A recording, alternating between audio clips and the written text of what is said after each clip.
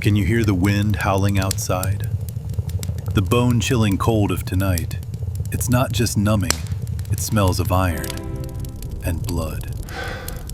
They say when you return your weapons, leave the battlefield, you'll find peace. That's the sweetest lie. The deceptive silence of this world. Sometimes it's more terrifying than artillery fire. You think you've hidden well in that cramped safe zone? Forget it. The ghosts of the past never sleep. And monsters, they always find a way to knock on your door. The question is, when cornered, pillows torn, alone in a blizzard, do you choose to run to survive, or do you stand and protect? Chicago, a record-breaking blizzard, a crippled former SEAL, and an abandoned canine dog. We weren't looking for trouble, but trouble found us in a blood-soaked pink backpack and the muzzles of kidnappers' guns. Pull a chair closer. Fill your glass, brother. Let me tell you how these two outcasts managed to hold the line. The Watchman in the Snow. Chicago screamed under the weight of the blizzard, a white-knuckle fury that turned the industrial district into a graveyard of frozen concrete and buried iron. The wind was a physical blow, stripping the warmth from the air and leaving only a hollow, biting cold. It was a night for ghosts, not men. Jack Sullivan limped against the gale, his head ducked low. Every step was a negotiation with gravity. His left knee, a ruin of titanium screws and scar tissue from a valley in Afghanistan, throbbed with a dull, rhythmic agony that synchronized with his heartbeat. He pulled the collar of his navy blue winter coat higher, but the cold found its way in, slicing through the red and black flannel shirt he wore underneath. His faded blue jeans were stiff with ice around the ankles, and his brown leather boots crunched heavily on the unsalted sidewalk. He was 40 years old, but tonight, the ache in his bones made him feel ancient. He wasn't looking for trouble. He wasn't even looking for redemption.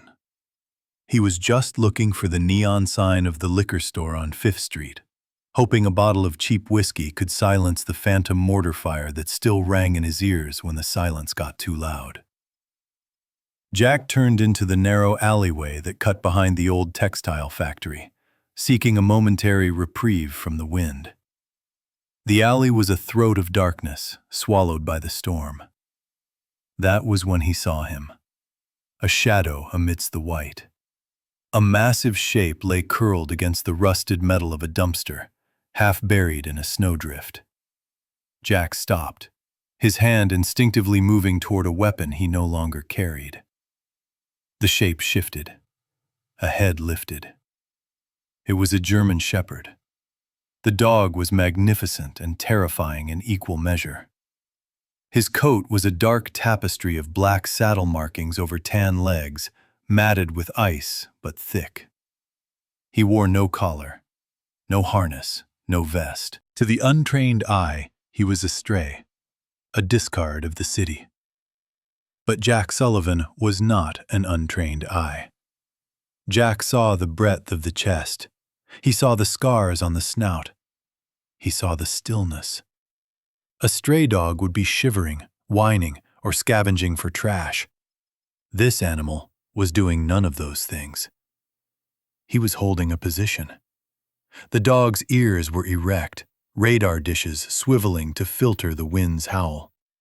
His eyes, amber, intelligent, and hauntingly calm, locked onto Jack's dark brown gaze. There was no fear in them, only a cold, professional assessment. The dog didn't bark. He simply curled his lip, revealing white teeth in a silent, disciplined warning. Hold your ground, civilian. Jack stood freezing in the alley, captivated. He recognized that look. He had seen it on the faces of men he'd served with in the SEAL teams, the 1,000-yard stare of a sentry who knows that relaxing means death. Easy, Jack whispered, his voice rough like gravel grinding on steel. He took a step forward, ignoring the protest of his bad knee. The dog's low growl vibrated through the air, deep enough to be felt in Jack's chest. That was when Jack noticed what the animal was protecting. Tucked securely beneath the shepherd's underbelly, shielded from the biting snow by the animal's own body heat, was a splash of color that didn't belong in this gray hell. A backpack. It was small, made of cheap nylon, and bright pink. It was tattered, one strap torn loose, and embroidered on the back in joyful, bubbly letters was a single name: Emily. The sight punched the air out of Jack's lungs. A pink backpack in a blizzard. A combat-ready dog guarding it like it was the nuclear codes.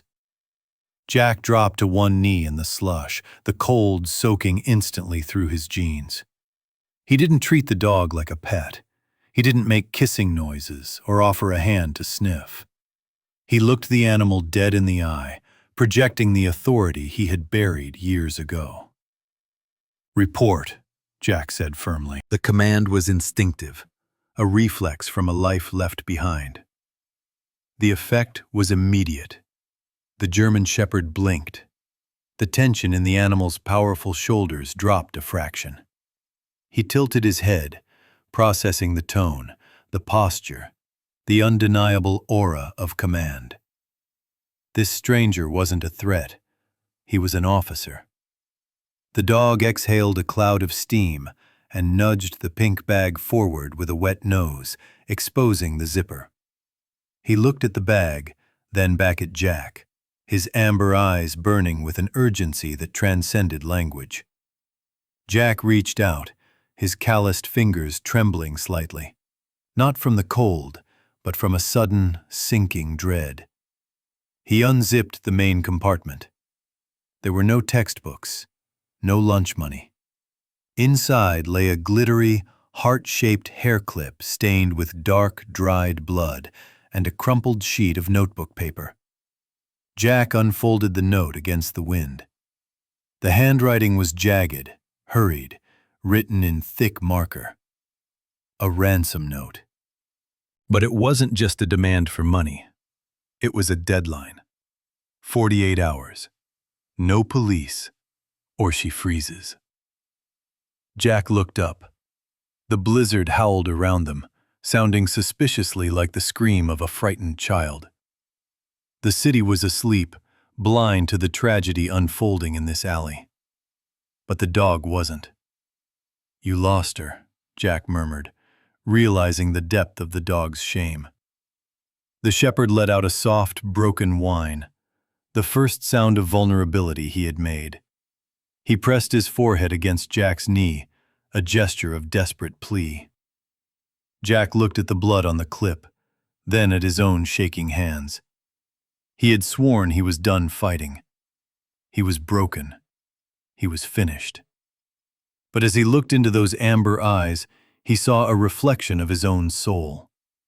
Two soldiers, discarded, standing watch over a ruin. Jack stuffed the note into his pocket and stood up, ignoring the agony in his leg. The whiskey would have to wait. "Ranger," Jack said, christening the warrior in the snow. "We have work to do." The cold trail. The radiator in Jack's basement apartment clanked violently, fighting a losing battle against the draft that seeped through the cracked window. Outside, the blizzard had shifted from a screaming fury to a low, suffocating moan that vibrated through the floorboards. Jack sat on the edge of his sagging mattress, a towel in his hands. He had shed his heavy navy coat, leaving him in the red and black flannel shirt that smelled of stale tobacco and damp wool. Across the room, the German shepherd stood perfectly still on the linoleum floor. Ranger, as Jack had named him, accepted the towel drying not with the wagging gratitude of a house pet, but with the stoic patience of a soldier tending to his gear. His black and tan coat was beginning to fluff up as it dried, revealing the powerful musculature of a working animal. He wore no collar, no tags, no harness. He was naked in his service, stripped of rank, but not of duty. Jack opened a can of beef stew and slid it onto the floor. Ranger approached it on command, eating quickly and efficiently, his amber eyes never fully closing, his ears swiveling toward the street sounds above. "You're not a stray," Jack muttered, rubbing his own aching knee. "And you didn't run away. Someone died holding your leash." Ranger paused mid-bite, looking up at Jack. The silence between them was heavy with unspoken understanding. They were both leftovers, surplus equipment in a world that had moved on. Jack reached for the remote and flicked on the small television in the corner. The morning news cut through the gloom. The banner at the bottom of the screen read, "Amber Alert. 48 hours missing." A photo flashed on the screen. Emily Miller, 8 years old, blonde hair, bright smile, wearing the exact pink backpack currently sitting by Jack's front door. Then, the camera cut to a press conference. A woman stood before a cluster of microphones, looking as if her soul had been scooped out with a spoon. This was Sarah Miller, Emily's mother. She was young, perhaps 35, but grief had aged her a decade overnight. Her face was gaunt, her eyes swollen shut from crying, dark circles bruising the pale skin beneath them. She wore a gray wool coat that looked too thin for the weather, clutching a scarf as if it were a lifeline. "Please," Sarah whispered, her voice cracking on the broadcast. "She's afraid of the dark. If you have her, please just keep her warm." Beside her stood a man in a beige trench coat, Detective Mike Russo. He looked exhausted, his belly straining against his shirt, his face a map of frustration. He leaned into the mic, admitting defeat without saying the words. "The weather has grounded all search choppers. K9 units are struggling with the deep freeze. We are doing everything we can, but the snow is erasing evidence faster than we can find it." Jack turned the TV off.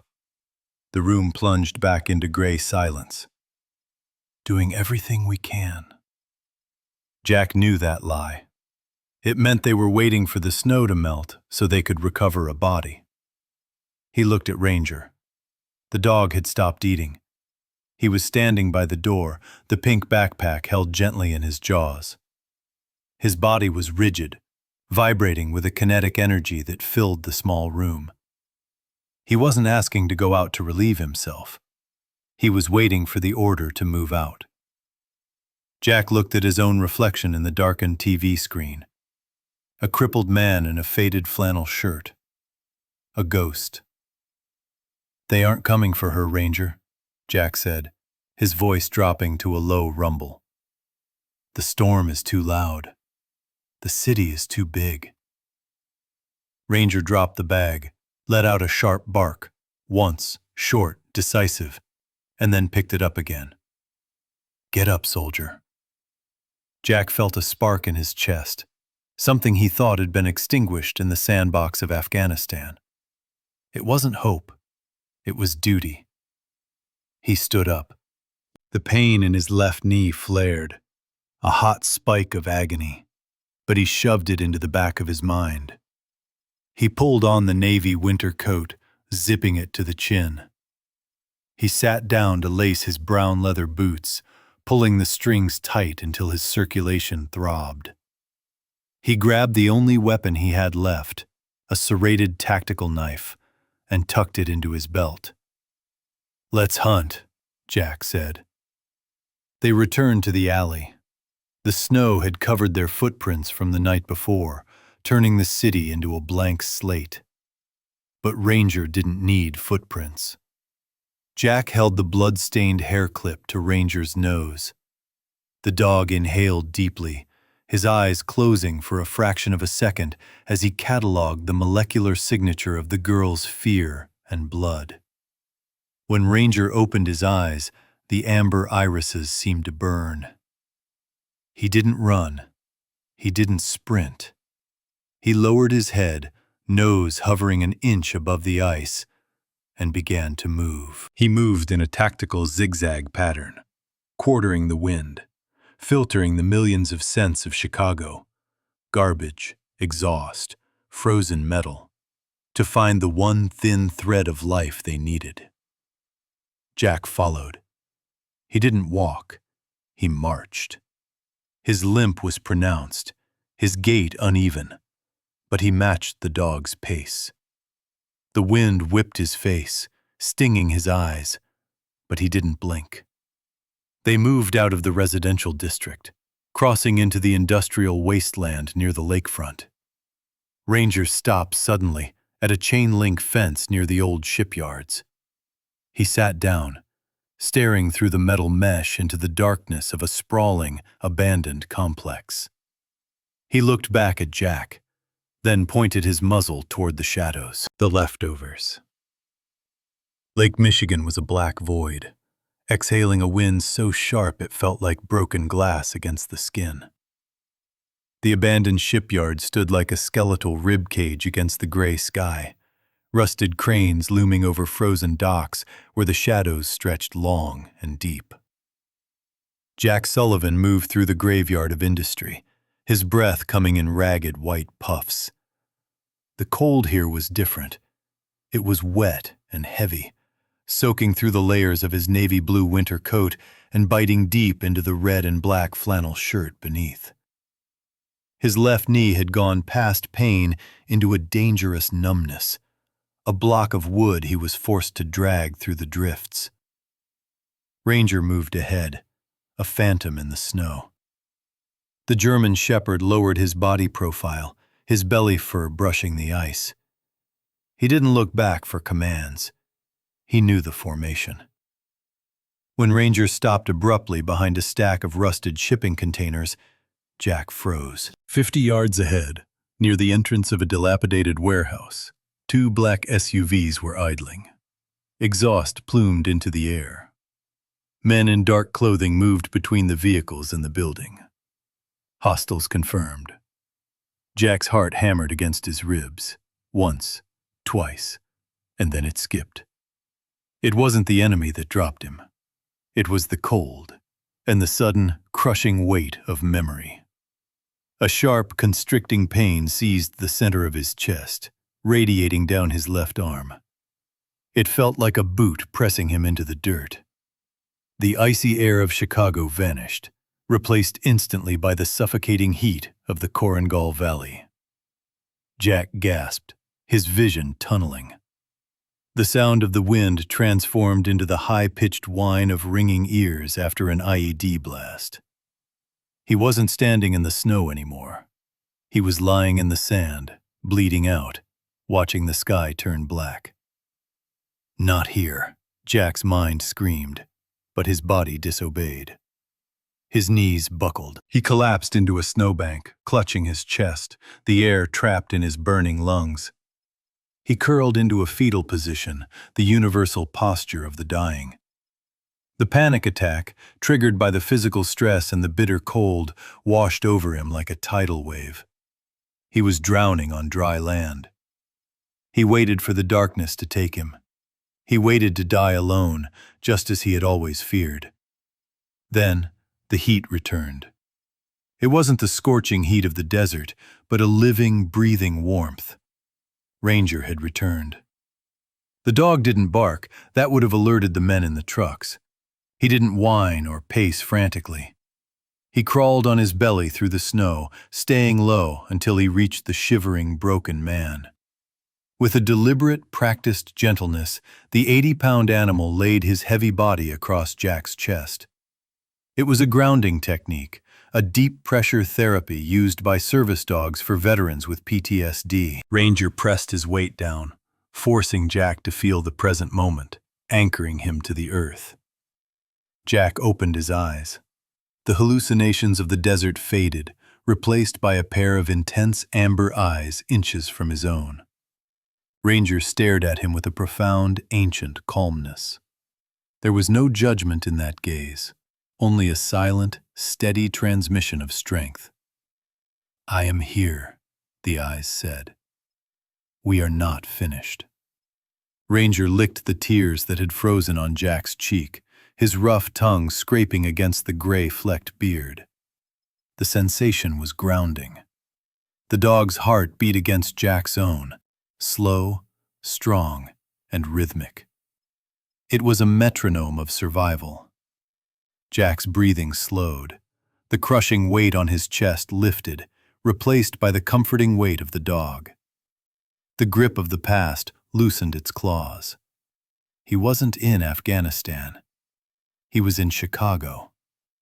He wasn't alone. "You stubborn mutt," Jack wheezed, the words barely audible. Ranger didn't move until he felt Jack's muscles relax. Then he nudged Jack's chin with his wet nose, a firm, insistent gesture. "Get up." Jack gritted his teeth and pushed himself up to a sitting position. The pain in his leg was still there, but the terror was gone, replaced by a cold, crystalline clarity. He looked at Ranger, who had moved back to a crouch, ears swiveled toward the warehouse. Jack realized then that he hadn't rescued a stray. He had been recruited. He reached under his navy coat, his hand brushing the rough denim of his jeans, and pulled the serrated tactical knife from his belt. The steel blade was cold, but his grip was steady. Jack placed a hand on Ranger's head, burying his fingers in the thick fur behind the ears. "Okay, Ranger," he whispered, his voice returning to the low, dangerous timbre of a squad leader. "Let's finish the mission." The man in the faded flannel and the dog with no name stood up together. Two leftovers, broken and discarded by the world, now forged into a single weapon in the winter dark. The silent raid. Inside the warehouse, the wind was reduced to a hollow, ghostly whistle high in the rafters. But the cold remained. A damp, stagnant freeze that smelled of diesel, rust, and old fear. Shadows stretched long and distorted across the concrete floor, thrown by a single, flickering halogen worklight suspended in the center of the cavernous space. Jack Sullivan slipped through a broken side door, his movement unnatural for a man with a ruined knee, yet silent. He pressed his back against a stack of rotting pallets, his breath held tight in his chest. His navy blue winter coat was heavy with melted snow, weighing him down like armor, and the red and black flannel shirt beneath clung damply to his skin. He gripped the handle of his tactical knife, his knuckles white. Ranger was already moving. The German shepherd had dissolved into the darkness the moment they entered. He didn't need hand signals. He flowed like smoke along the perimeter, his black and tan coat rendering him invisible in the gloom. Only the occasional flash of amber eyes in the periphery betrayed his position. In the center of the room, near a portable heater that glowed like an angry red eye, sat Emily. She was tied to a folding chair, her small body trembling so violently the chair legs rattled against the floor. Guarding her were two men. One was pacing, a nervous energy radiating off him. The other was leaning against a crate, checking a pistol. And then there was Vargas. The leader emerged from a small office booth. He was a mountain of a man, thick-necked and bald, with a jagged scar running down his right cheek like a lightning strike. He wore a heavy black biker leather jacket that creaked as he moved, and black cargo pants tucked into combat boots. He looked not just strong, but cruel. A man who enjoyed his work. "Stop crying," Vargas growled at the girl, his voice deep and gravelly. "It gives me a headache." Jack knew the window of opportunity was closing.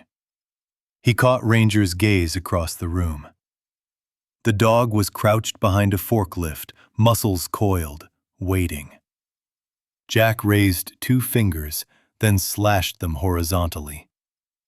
Execute. Jack lunged from the shadows. He wasn't fast, but he was brutal. He grabbed the pacing guard from behind, clamping a hand over his mouth and driving a knee into the man's kidney. The guard crumpled without a sound. But the silence didn't hold. The second guard, the one by the crate, turned. He saw the flash of the red and black flannel. His eyes went wide. He raised his pistol. "Freeze!" he screamed. Jack was too far away. He raised his knife, bracing for the impact of a bullet he couldn't dodge. Time seemed to suspend. He saw the guard's finger tighten on the trigger. Bang! The gunshot was deafening in the enclosed space, but Jack didn't fall. The bullet sparked harmlessly off the concrete pillar beside his head because the shooter's aim had been destroyed. A split second before the trigger pull, a blur of black fur had launched itself from the top of the forklift. Ranger hit the gunman with 80 pounds of snarling fury. His jaws clamped onto the man's forearm, crushing bone. The gun clattered to the floor. The man screamed, a high, thin sound that was cut short as Ranger drove him to the ground, standing over him with a terrifying, guttural growl. Jack didn't hesitate. He scrambled forward, kicking the loose pistol under a pallet. "Get away from her!" Vargas roared. Jack spun around, knife raised, but he froze. Vargas had moved with surprising speed. He stood behind Emily's chair, one massive arm wrapped around her neck, pulling her backward. In his other hand, a large hunting knife pressed against the collar of her white puffer jacket. "Drop it, cripple," Vargas sneered, his eyes darting between Jack and the dog. "Or I open her up right here." The room fell into a deadly standoff. Jack stood 10 feet away, his chest heaving. His left knee was screaming in protest, trembling under his weight. He slowly opened his hand, letting his own knife clatter to the concrete. He raised his hands, palms open, showing surrender. "It's over, Vargas," Jack said, his voice calm, contrasting the violence of the moment. "The police are 5 minutes out. You can hear the sirens if you listen." It was a bluff, but Jack played it with the stone-faced conviction of a cell.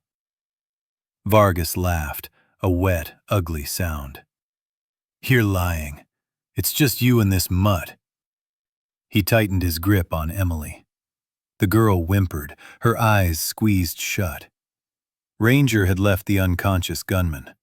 He now stood 5 feet to Jack's right, his body lowered into a predatory crouch. His ears were pinned back against his skull, his lips peeled back to reveal every tooth in his head. A low, vibrating growl emanated from his chest, a sound like a chainsaw idling. He wasn't looking at Emily. He was staring directly at Vargas's throat. "Call off the dog," Vargas commanded, sweat beading on his scarred forehead. "Call him off, or she dies." Jack looked at Vargas, then down at Ranger. He saw the intelligence in the dog's amber eyes. Ranger wasn't waiting for a command to attack. He was waiting for a command to win. Jack took a slow breath, centering himself. He looked Vargas in the eye, his expression shifting from surrender to something much darker.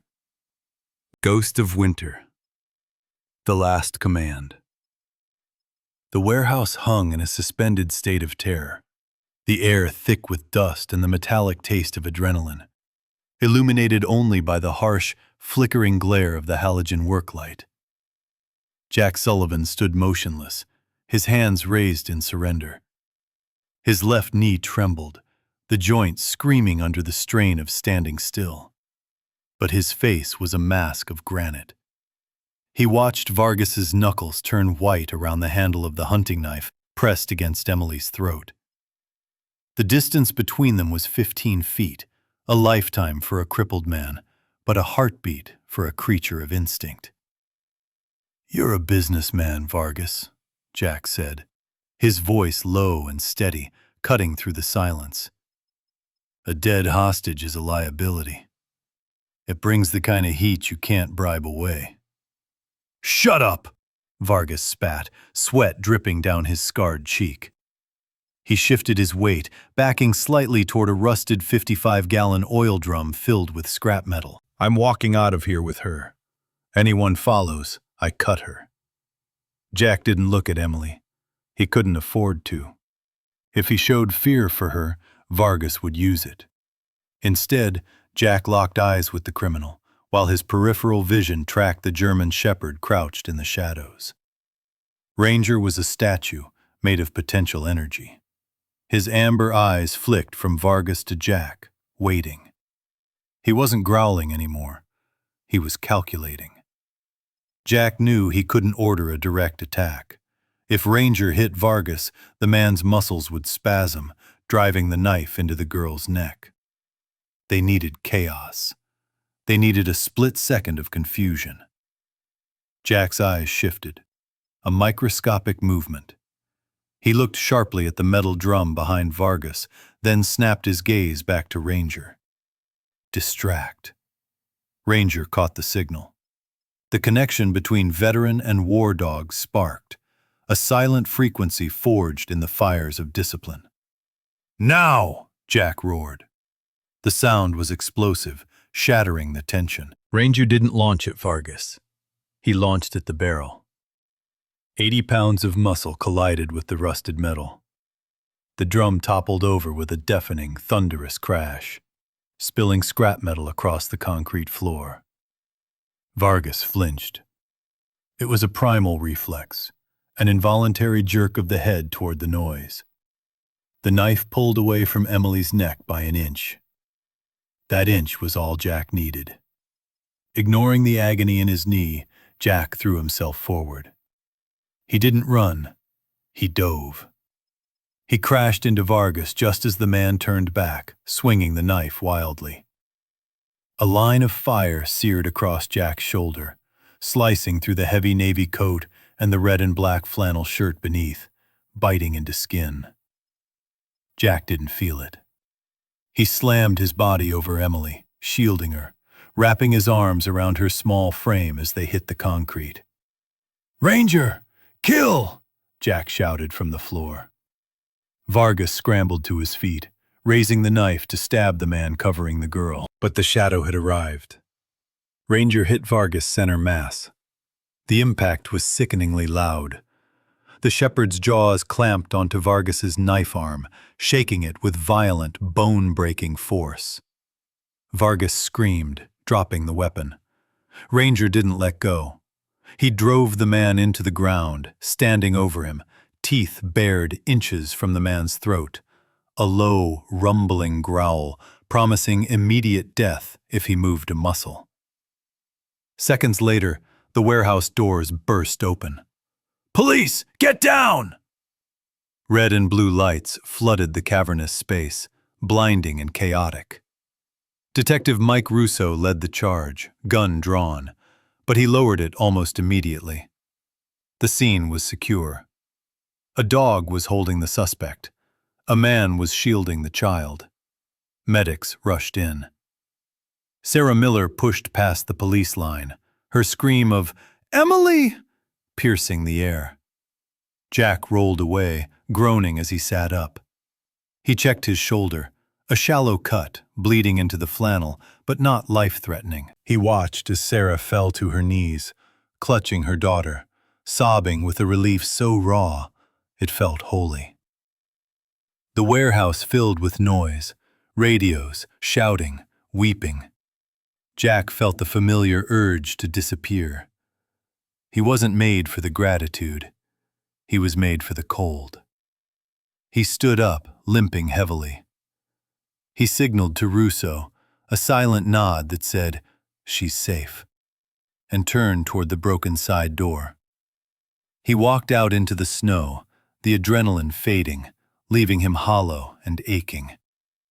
He buttoned his torn navy coat, preparing for the lonely walk back to his basement. He took 10 steps into the alley before he realized he was walking alone. Jack stopped. He turned around. Ranger was sitting at the warehouse door. The police and medics were fawning over him, calling him a hero, offering blankets. But the dog wasn't looking at them. His ears were rotated back. His amber eyes were fixed on the darkness where Jack stood.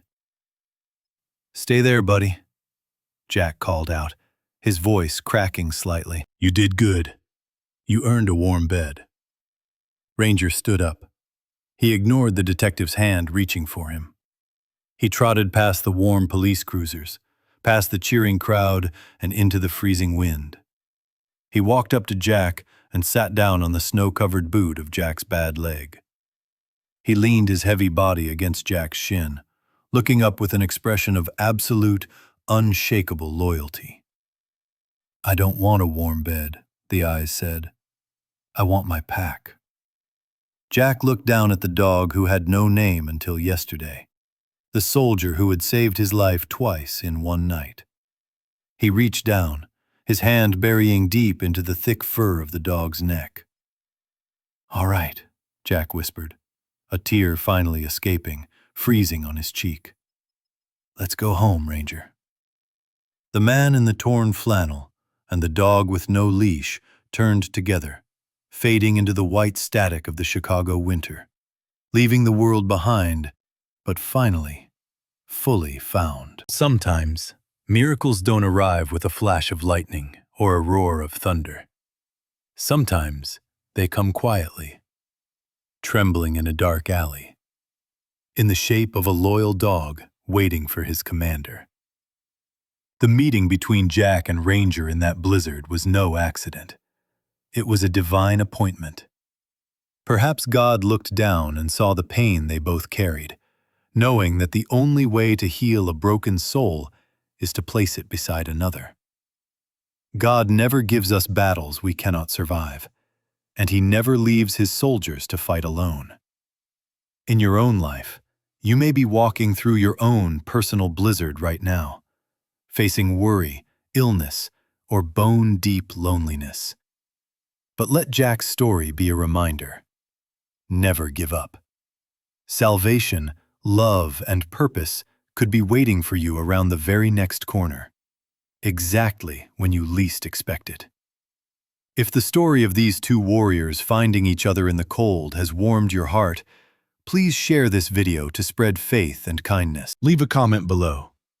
Have you ever received a miracle, no matter how small, during your darkest days? We would love to hear your story. Don't forget to hit that subscribe button and ring the notification bell so you never miss another heart-touching journey. May God bless you with peace and protection and watch over everyone you hold dear. Thank you for watching, and see you next time.